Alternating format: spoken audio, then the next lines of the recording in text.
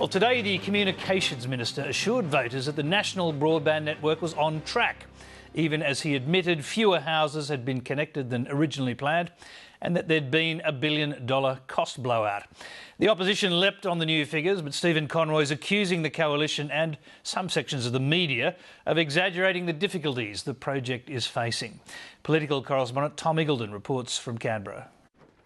The Communications Minister's giving a positive report card to the government's costliest project. The plan being released today confirms the project is on track.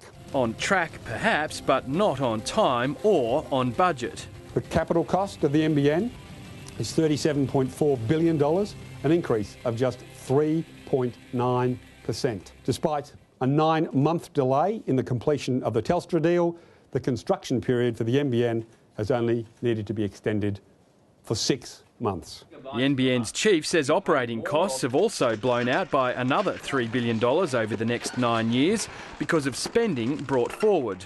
So that means that costs have gone up prior to 2021, but costs have actually gone down post-2021. And Stephen Conroy says the fact that fewer than anticipated houses have been hooked up to the network at this stage is due to the fact there are fewer new houses. If houses are not constructed, that doesn't mean that NBN Co is missing its targets. But the opposition's accusing the government of fudging on how far behind the NBN rollout really is. They're asking us to believe that the NBN Co, this arthritic snail that's sort of creeping across the telecommunications landscape, is suddenly going to turn into an Olympic sprinter.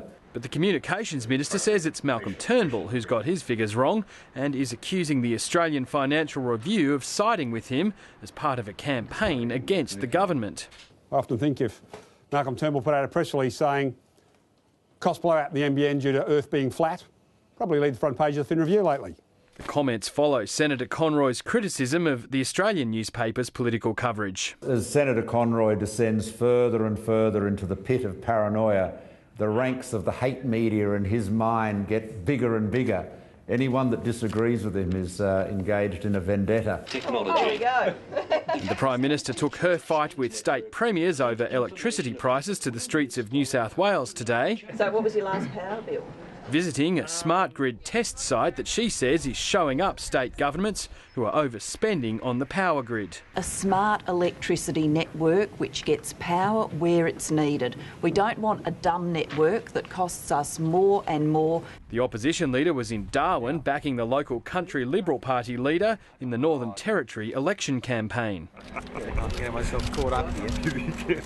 Julia Gillard hasn't been invited to campaign on behalf of the Chief Minister Paul Henderson's minority government, and the opposition leader's taking full advantage, reminding Territory voters of the live cattle export ban the Gillard government imposed last year. It's probably the most disastrous single incident in the history of Australia's relationship with Indonesia. That's a pretty big call for a relationship that's had more than its fair share of fraught moments over the decades.